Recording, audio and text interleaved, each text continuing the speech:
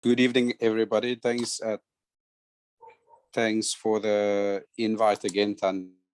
It's always nice to kind of share what goes in what goes on in my head, but also things that we have been doing in our community or things that we planning to do or on our way to do. And I think it's always nice to kind of share these ideas with kind of like-minded people like yourself, that's in other communities, and maybe learn of each other as well. I think that's important for me as well. While I'm sharing as well, I'm also always open to learning, and also open to kind of partner as well where we can. So Tandy, I hope you guys can hear me there quite clearly. I'll just go in for it right away. That's fine. Tandy, you can put that first photo on quickly first. Okay. Just get my screen sorted. Okay, right.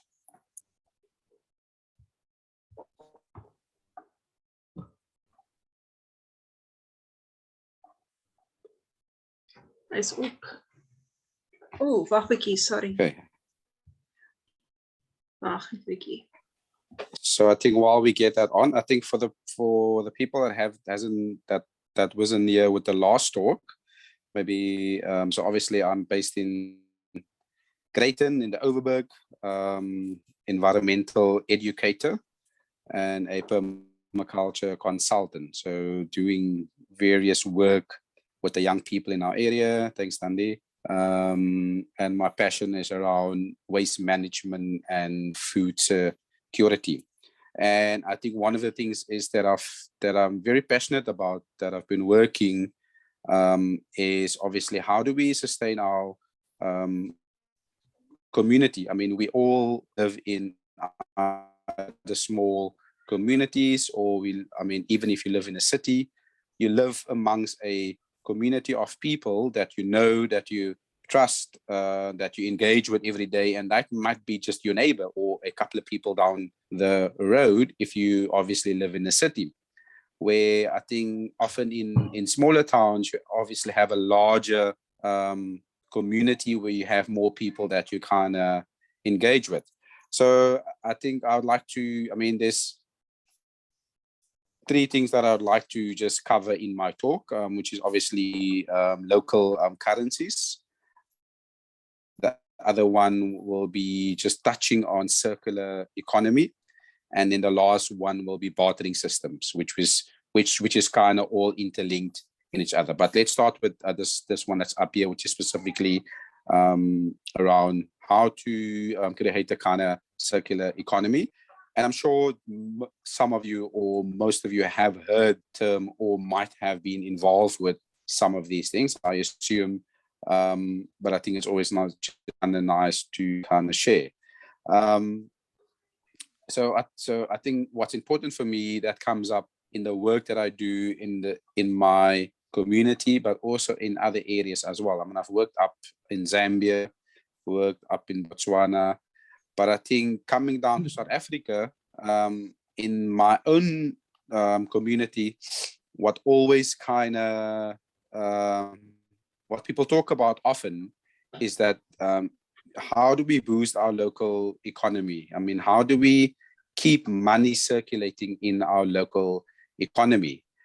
And then obviously in the last couple of years, what has been quite evident and sad in the ways that we have been obviously been encountering xenophobia attacks against foreigners. And then again, I mean, I always ask the people, I always ask the community is that, I mean, every single one of us obviously have the same time in the day. We have the opportunity to start our own little businesses locally. And why is this not the case? Why is this not the case that people from their own community don't have a kind of vested interest in starting local businesses and to support local business? Because I think it's one thing to start a business, but I think it's as important to obviously support. So I think obviously, if you look in a circular economy in any community, obviously, it's basically how do you tap into your local artisans? I mean, like, I'll make an example of us as well. I mean, it's good just to make an example of where we at the moment. Greyton, we're a small town. We have two markets. We have one on a Saturday, which is your kind of touristy market. And then about 10 years ago, I mean, I was part of starting a local market, which is a Wednesday market, which is specifically, we want to specifically exclude tourists in this market. We want to engage locals. We want to showcase local artisans. And we want to just create that kind of partnership between communities from different areas. Who's the guys that's baking and making and planting, and how do we support each other in a sense? So that Wednesday market has really built up over 10 years, and there's a nice sense of community on a Wednesday. People come from all walks of life from this community and sell their local goods. And the support is there kind of 100%. So I think it's obviously, it will be obviously customized in each of your communities. But I think what's important is to how do we create that database of goods that's in the area that's self-made or self-baked or that's been planted by local people, and how do we support that? I mean, obviously we're moving in a way where things is uncertain. I mean, the last 2 years has been quite hectic. So, and I think it's more reason for us to obviously look at these kind of economic activities that we support each other in a sense. And then I think moving over to kind of local currencies. I mean, I've dealt with this up all the way up into Zambia, and also a little bit in Zimbabwe as well, where we looked at various communities and how do you create a local currency that really works for the people of that community. Is how, and this is, I mean, that's necessarily doesn't have to be, I mean, it's obviously, if you talk about a local currency, it obviously excludes your normal mainstream money in a sense. So it's obviously looking at how do we get an item, or how do we use something that's in that community that's quite evident as a tool for a local currency. Obviously, it's quite a process that one has to go through to make sure that it works well, that there's no fraud. I mean, that's obviously quite a in-depth thing that needs to be looked in before obviously one starts these things.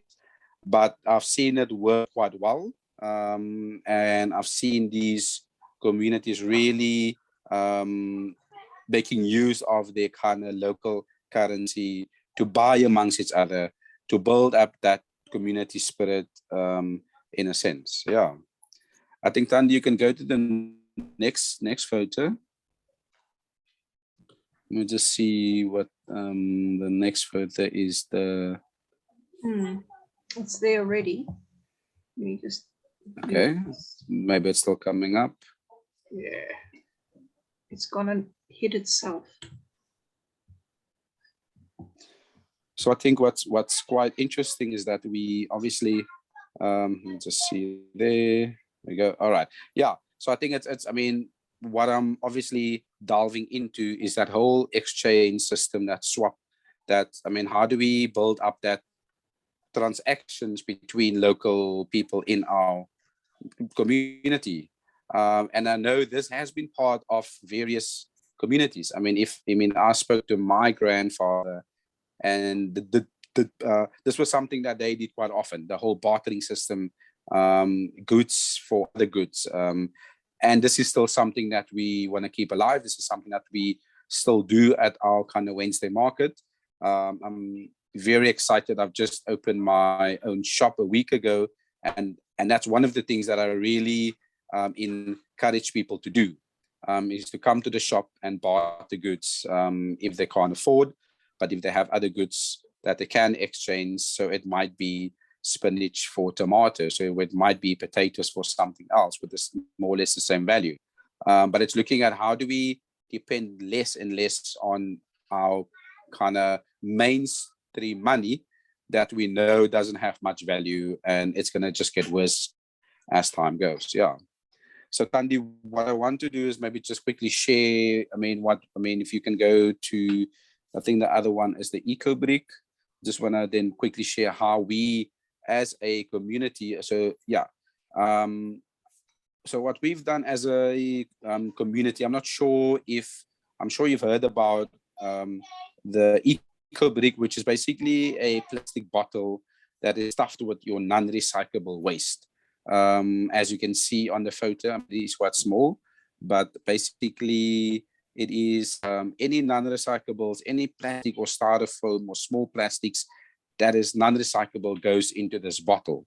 And it's stuffed as hard as you can. You can see as well, you need to use a stick and stuff it quite hard. And it needs to be so well stuffed that you need to be able to almost stand on the bottle without that bottle squashing at all. So, what we have done is that we've actually then used the actual bottle as a local currency. We set up a swap shop. We set up 2 swap shops where people bring recyclable goods. But the eco brick, we specifically put high value on. So we gave people a bit extra and more if they come with the eco brick. And we kind of build that up in a sense like a local currency, because it's waste. It's something that, it's an eco brick, but we add more value to it because people take their time, the effort to really stuff it, and obviously keeping your non-recyclables contained in a bottle rather than that it's in your water sources or laying in your community. So this is really taken off well, where people are still coming to the swap shop and rather bring eco bricks because they know we use that as a currency, and there's more value in that in a sense. Thandi, I think if you go to the next one, and then people ask, obviously, what do we do with eco bricks? If come with it, so there's just an example again of a very basic eco brick. As I said, it's in any bottle, 1 liter, 2 liter bottle, any size, and stuffed with your plastic, but your non-recyclables. Those small things that you don't know what to do with, it goes into that bottle. And I think obviously we then started getting a lot of eco bricks. At one time I sat with about 1,500 eco bricks, and it was like, what do we do with these things? And then because it's called an eco brick, obviously it's an eco baksteen. In Afrikaans is the eco baksteen, which is exactly like a brick. I think if you go to the next one, Thandi, it will show.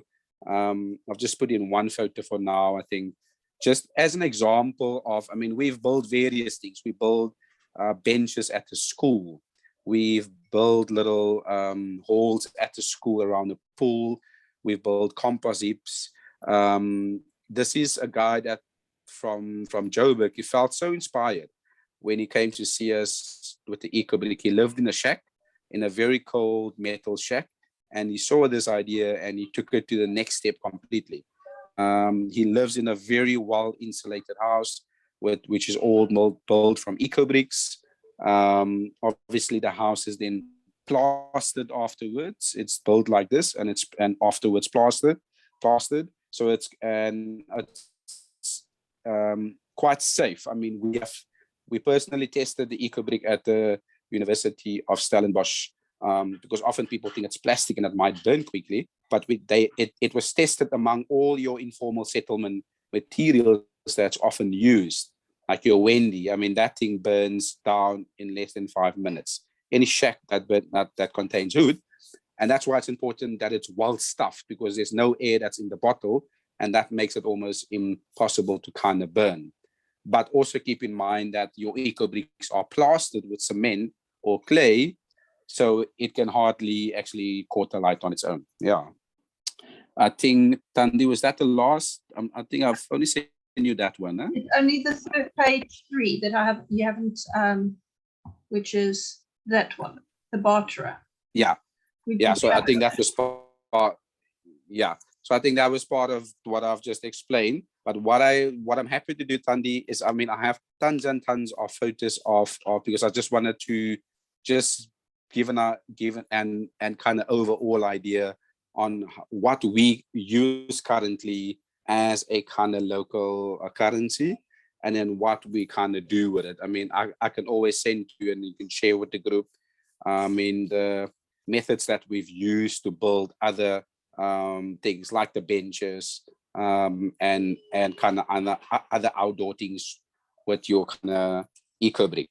So I think, I mean, in a nutshell, for me, I think it's important. I mean, in the time that we live now, I mean, it's uncertain. And I think for me, my passion lies around how do we support each other in our communities? How do we tap into our own expertise? I mean, how do we make use of our skills and talents? And that it doesn't always require money to do that. So for me, that's important.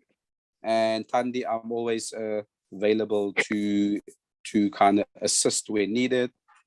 If people want to start up something like this, that we come and do maybe talks in these communities or do workshops on how to do it. So yeah. So Thandi, I think I'm gonna open up for any questions. I thought I'm just gonna keep it quite short tonight. I mean, there's a lot of information that's out there. I said, Thandi, I'm happy to share that with you as we go. But I know I thought I'll just share some of that and then keep it quite short and also keep it open for people to ask questions. Yeah. Thank you. Anybody would like to ask a specific question of Marshal?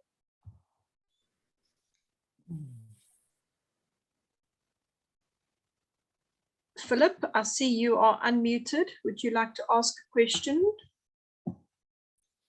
No, I'm just thinking of all the possibilities. So he's really he's stimulated my thinking, which is I think is exactly what it should be. So yes, I think great work, and that will make us think a bit, and that's the idea, I think. Great, thank you. Leonora, have you got a question?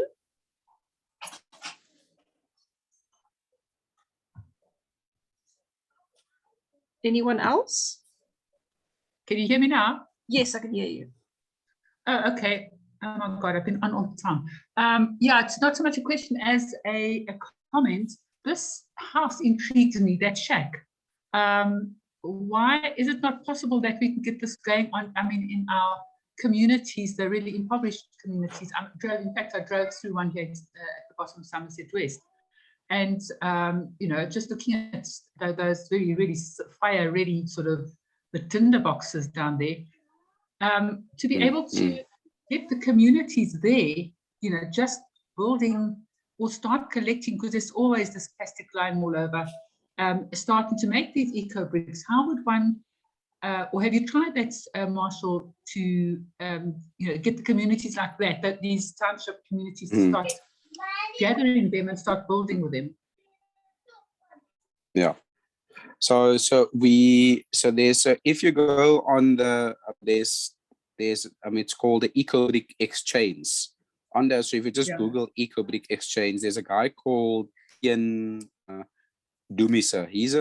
He's a qualified architect, and what he did on the flats, he built the first ECD in Cape Town in Delft using mostly eco bricks, and he was one of the first architects that really then got it through the whole SAB standards of housing.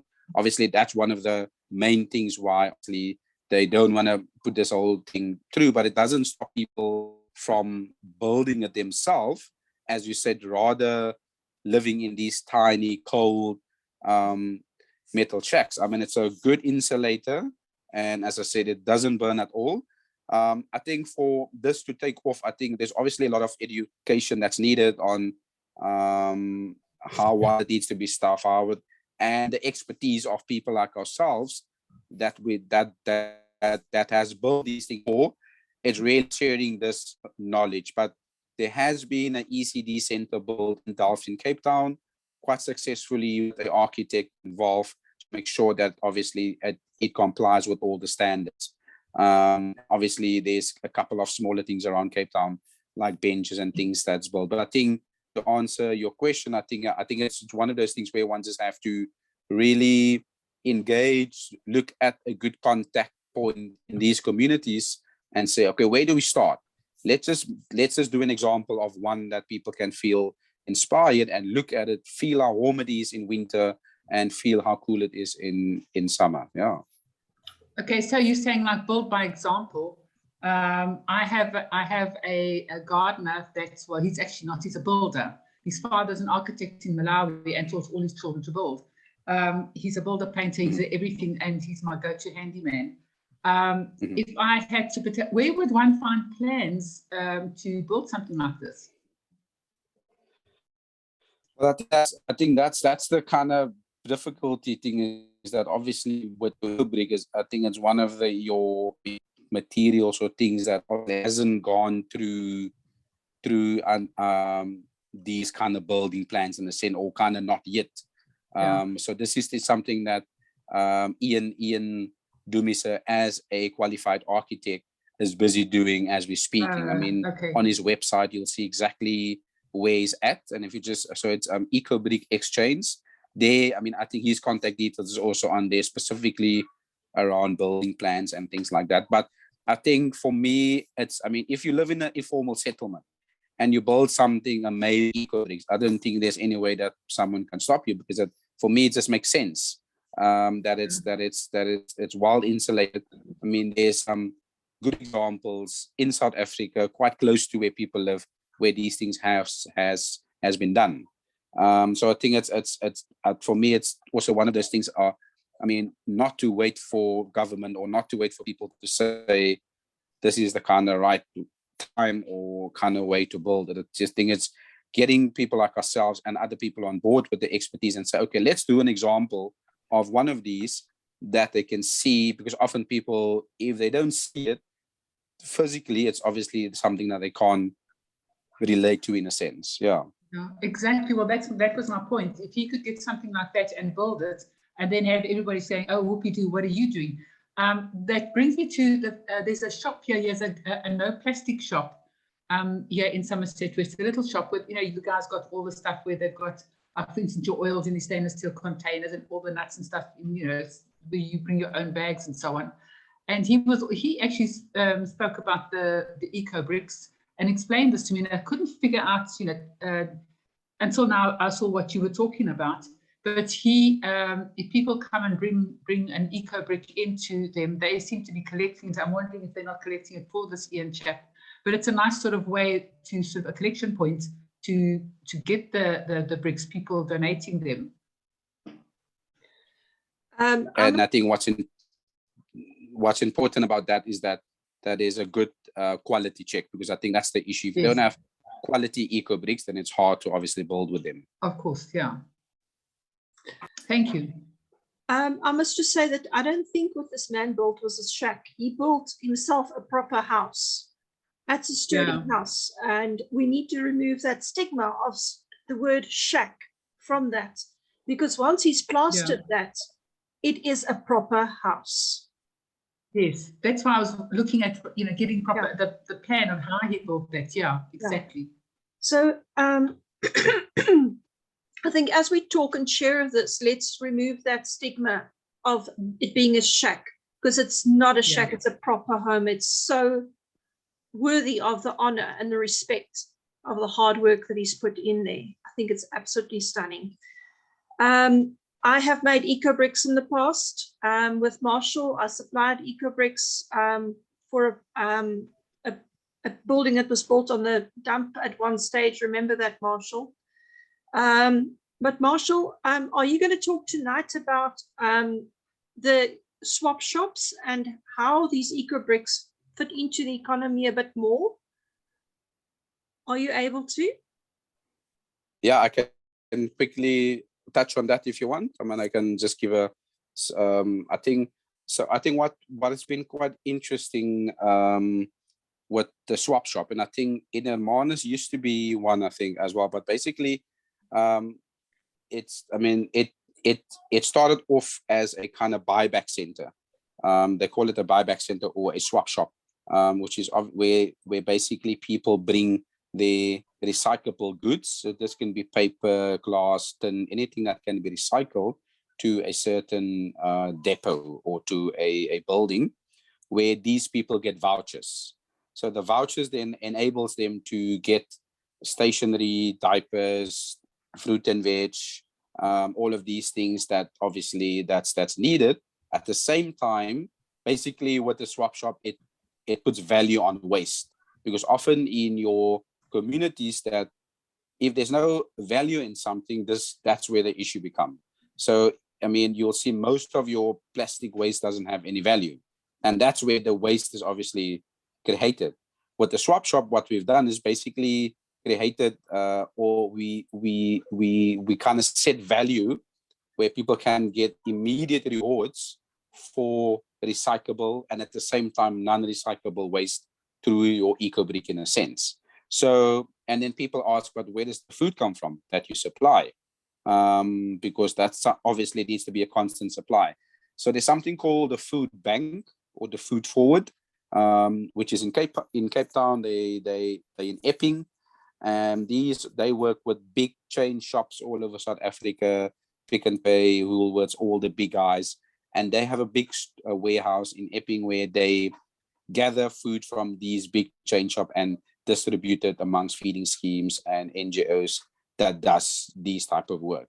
And then also it's a good thing to get in contact with local businesses. This is one way that they can support communities, and it does two things at once. It puts value on waste, so people will think twice before they chuck things away, because there's value on it. They can go and exchange it somewhere, and at the same time it will immediately clean up an area, because you'll see less and less obviously waste laying around in a sense. But it has to be focused on recyclable and your non-recyclable waste, which is obviously through your eco bricks. Yeah.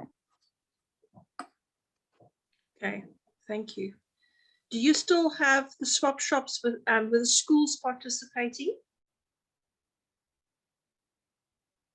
So we had them in the school. The issue that we found is that kids in a way felt ashamed to come to school with their black bags or their tins and their plastic into school. So that was an issue. They didn't start coming. There was a bit of kids made fun of other kids. So we then stopped it in the school and rather had it in the community at a set time where parents can come, or they can still send the kids after school. Yeah. Okay, that's good. Thank you, Marshal. That's great. Anyone with a specific question? Yes, please, Thandi. I just want to know the actual value of such a brick in terms of rands. If you now want to, give the people money, what is the value of a typical eco brick? So I think that's a very good question. I think it's an interesting question because the value could be anything.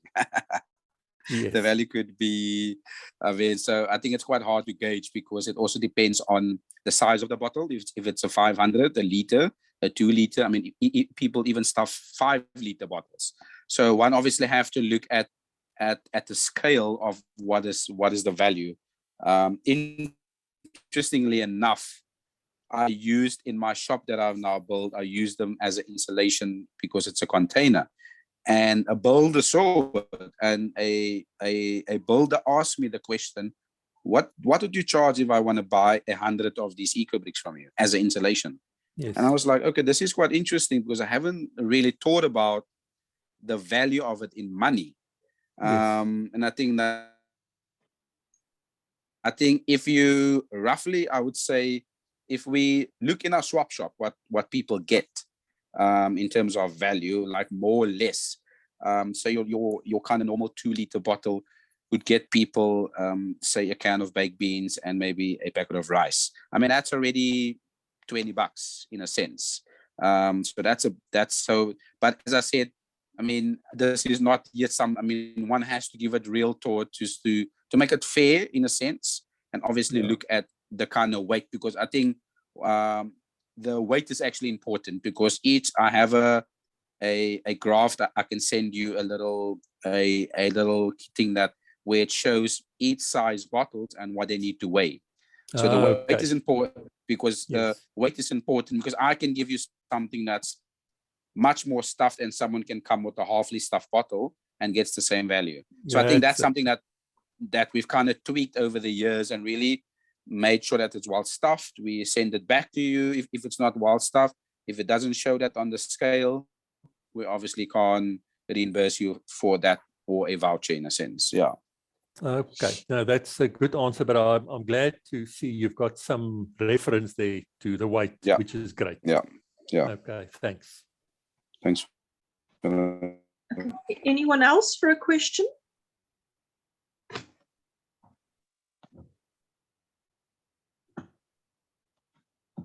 Marlene?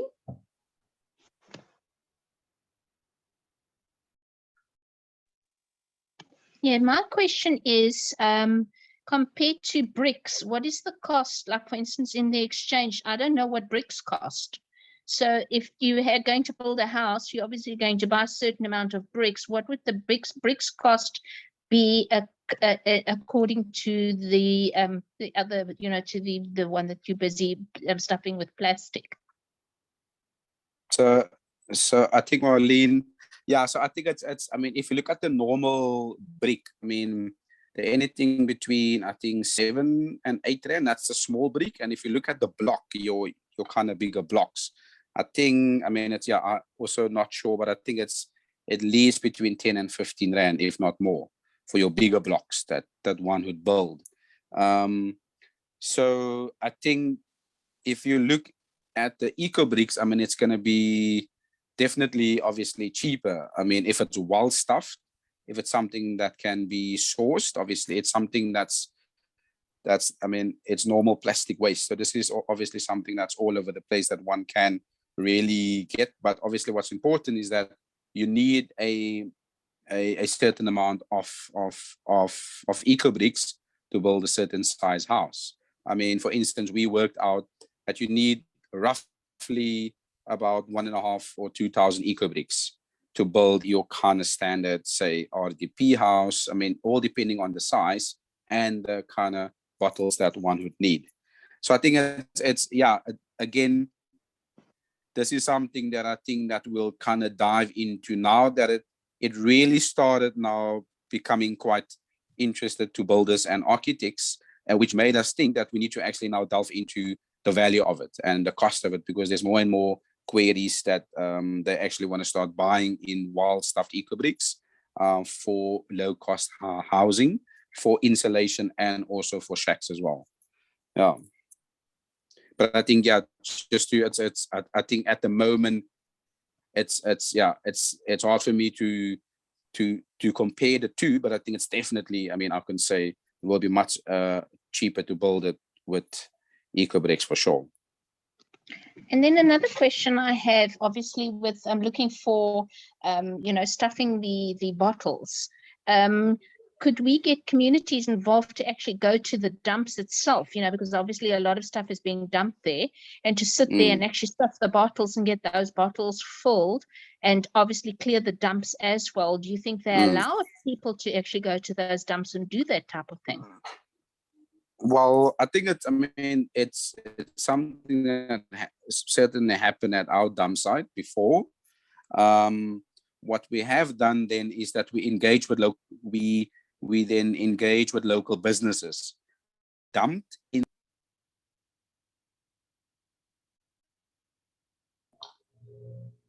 Sorry, just carry on. My connection failed. I'm back again. Marshall? Sounds like Marshall's gone. Oh. Maybe we had the same blip. Okay. Well, while Marshall is hopefully coming back, maybe some of us can start working on that idea of filling those bottles at the dumps, and just working with our municipalities to see if we can actually organize that. Yeah, I see also Leonora has just posted something, the beach cleanups. Instead of letting that stuff go to the dumps, is once the beaches have been cleaned up, because it's a lot of plastic that we find there, is that to use that then to stuff the bottles before it gets to the dump. Yes. Aston, I saw your question. We will ask your question as soon as Marshal gets back, if he can get back. We must give, Aston said that we must give the communities a reason as to why they need to stuff bottles, even though it might be inconvenient for us wherever we live to stuff bottles, but it can actually add to our environment being safe. Here's Marshal back again. Okay, let's just wait for him to get on.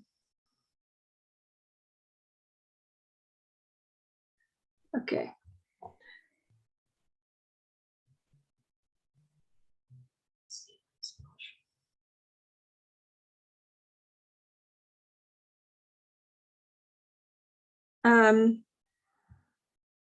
Marshal. Sorry, everybody.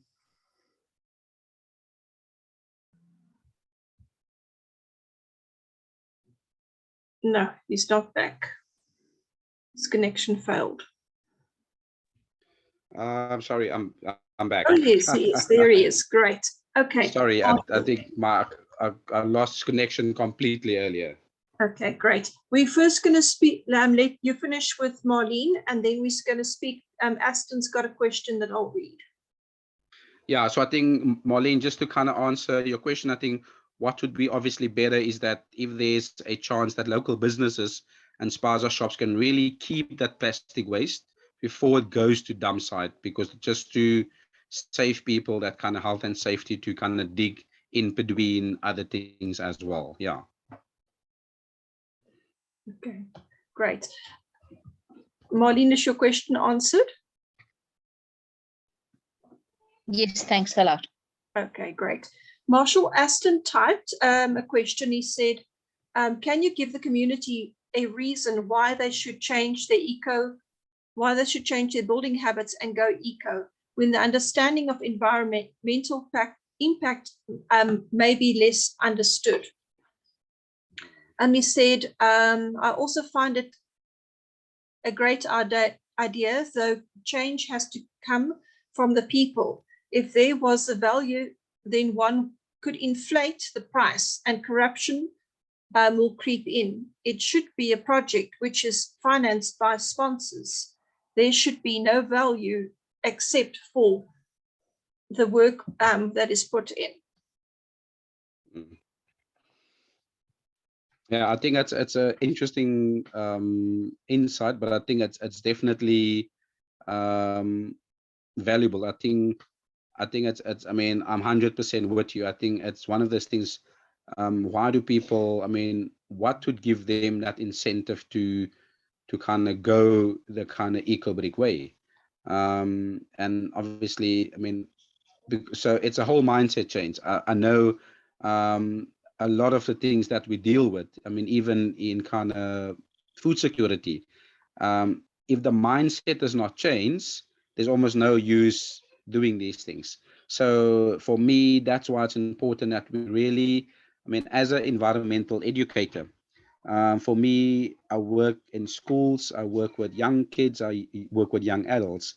And I think for me, that's the best bet ever that we can do, is really embed and instill these values in them from a young age. Because as you know, it's obviously much more difficult working with adults, where for me, it's important that we kind of build a completely different generation of kids that is in our community in a sense.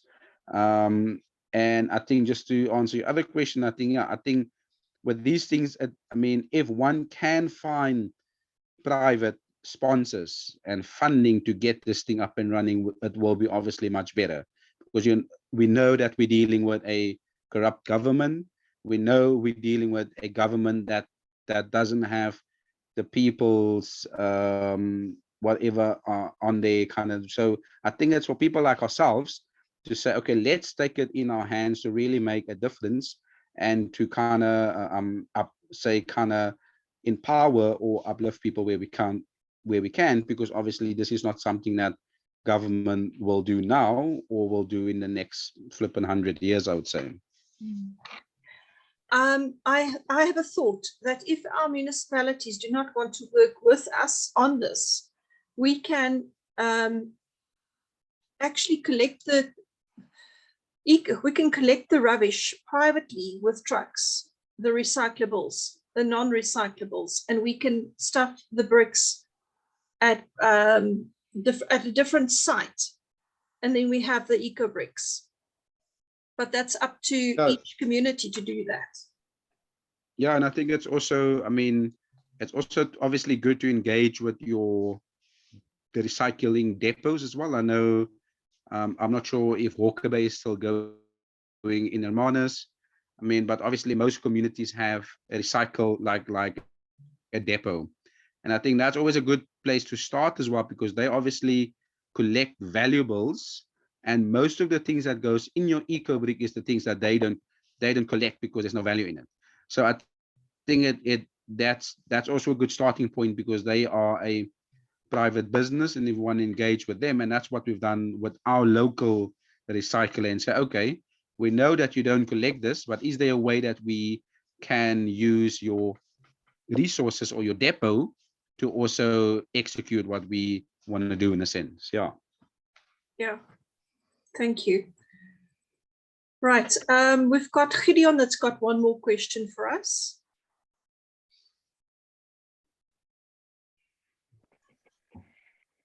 Yeah, good evening, everybody. I was trying to catch the end tail of the story here, but I got, I think, most of it.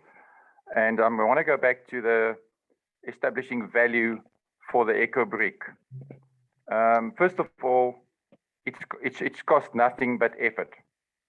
It's actually cost nothing but effort, and you are contributing to the environment by taking it out of the environment and the landfills.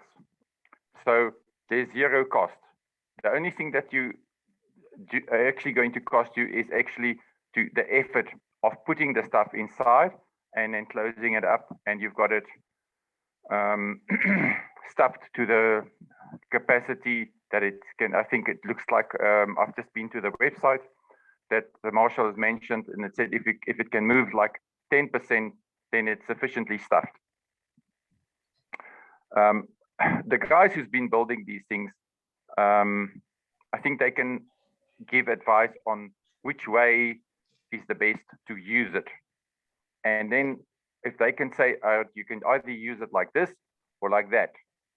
And that would cover a square meterage.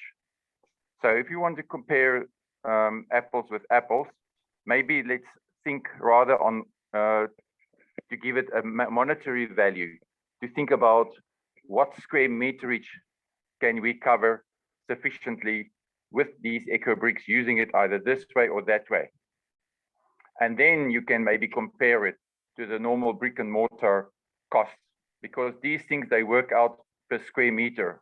I'm speaking at a correction, Marshal. You may have more information or knowledge about that, just to be a little bit more practical on that side.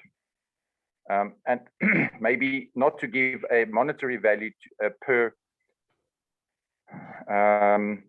the stuffed bottle, the eco brick, but rather to give it a unit, so that if your community contributes to it, they have contributed so many units to it. And at the end of the day, if the house was built with 100 units, they've got so much contribution to it. You understand what I'm saying? Instead of 100%. Making it a money thing.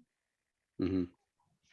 So it's in a percentage wise of who's collecting. Maybe you can make it a kind of a friendly competition between the 2 or 3 schools that's competing to want to have a community center or building where they can do things together, and then they can see who's contributing the most eco, something like that. 100%. 100%. Now, I think you are spot on, Gideon. I think yeah, so I think it's obviously, again, I mean, these things are much more easier to execute with children and kids. If you come with adults, I mean, it's obviously a different story. I mean, because I mean, we often see, I mean, adults haven't grown up with the value of simply looking after the environment. I mean, we sitting with communities that battles to make ends meet and don't know where their next meal is coming from. So I always see that kind of question: how do you expect people to even look after the environment if they don't know where their next meal is coming from?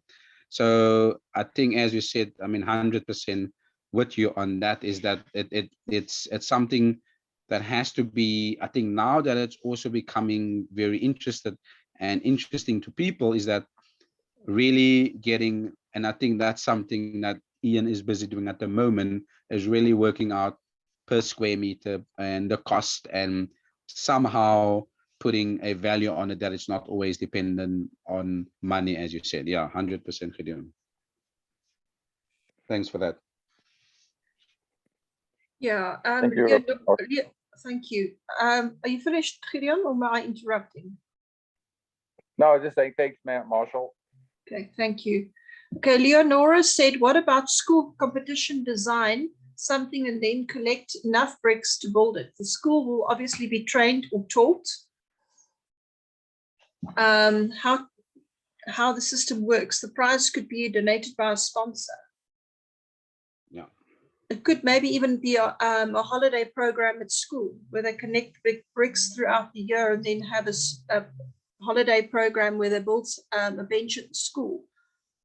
And I mean, that's definitely possible. I mean, I've done a few in George and in Neisner, where I go into a school and at the assembly or in a class and show them step by step how to make an eco-brick, and then make them very excited, show them a few like things that can be built with it, and really get them kind of activated in making their own eco-bricks.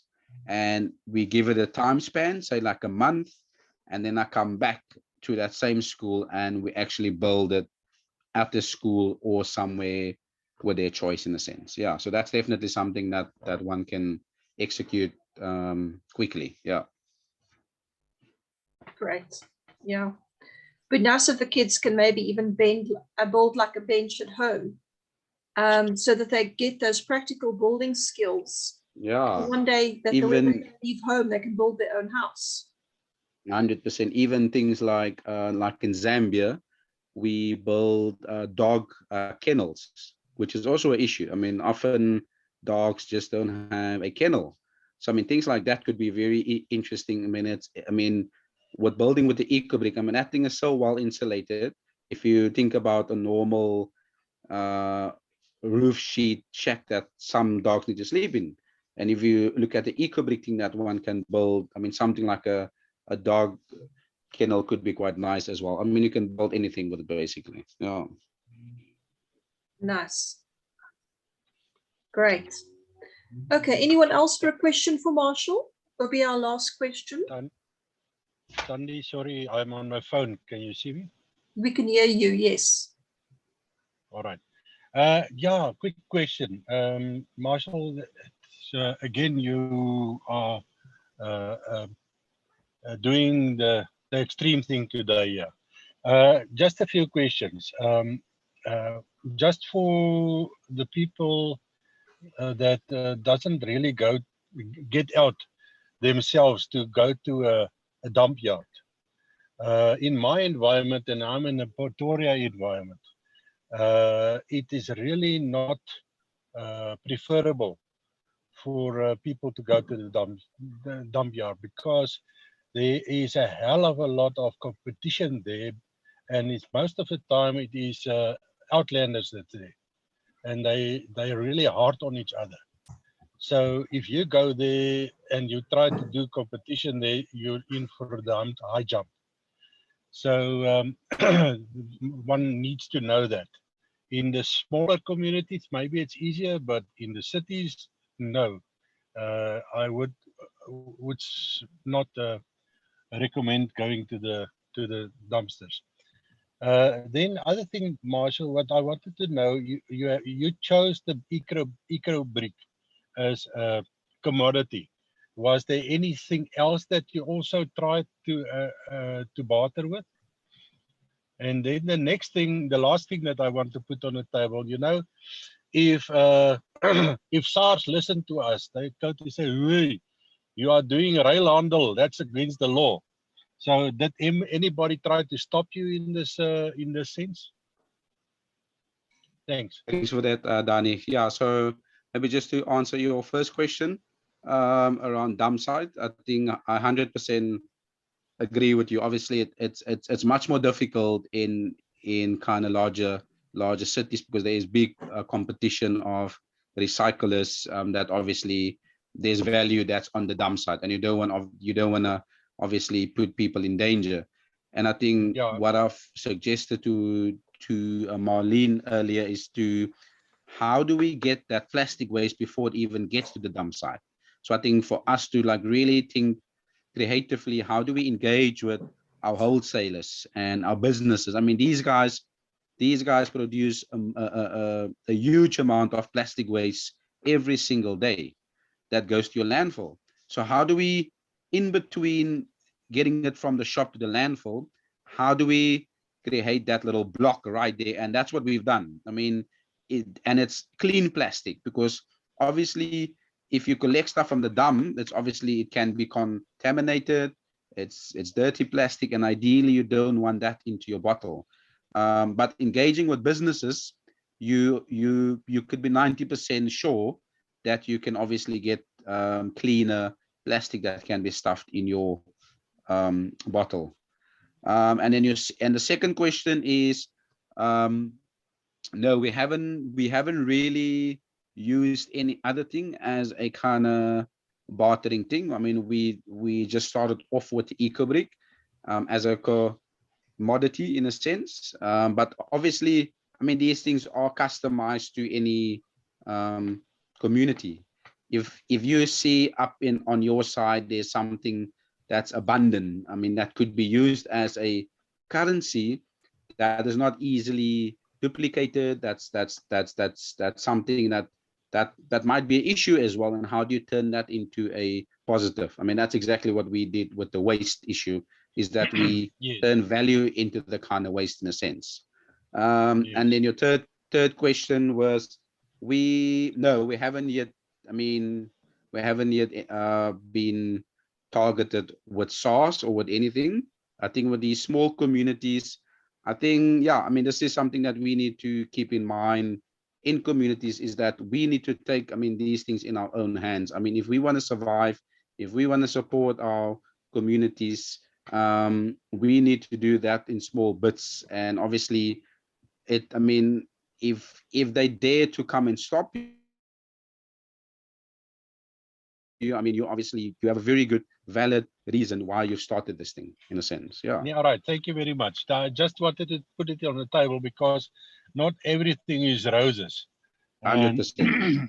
And in my life, when I tried something new, my neighbors were first there to try to counter it, because jealousy is alive and well. Yeah, no, for sure. So in your case, your whole community bought in, so nobody squealed on it. Yeah, no, for sure. But again, one must always be aware that, and again, we talk about community law. You know, there's more laws in the books that tell you how not to do things than how to do things. So in my municipal area, the same institute that governs my housing area is governing Soweto. And in Soweto, there's no governance. But they will take me to high court if I do something wrong. Yeah. The same institute. Yeah. So it goes about community law. If the community doesn't squeal on you, you're okay. Yeah. Well, I understand completely, 100%. Dani, this is why we're creating communities, and why each community assembly eventually will be able to self-govern their own community. And that's why it's so important to get that established and get your people to start talking to each other. Because we all have different culture and different outlook and different building styles, and just different shops that we want or whatever. We can create our own flavors wherever we want. If this is part of being sovereign and taking that responsibility, taking the fear out of the equation. Yeah, that's why I like these Wednesday markets, because that really gets the community around the table. Like in the old days in my small town, the coöperatie was the main rendezvous point. Yeah. Okay, so Thank you, guys. Thank you very much, everybody, for being here. Marshall, you're a star. I really appreciate Thanks, Thandi. Thank you, everybody. Thanks, everybody. Yeah. See Marshall. And then Thandi, I'm happy if you share my details, my email and my number. I mean, if anyone wanna just get in contact with me just for assistance or more detailed photos and step-by-step how to do it, I'm happy to share that. Yeah. Thank you very much. I will do that with pleasure. Right. Right. Have a good evening, guys. Thank you, everybody. Take care. Bye. Thank you, everyone.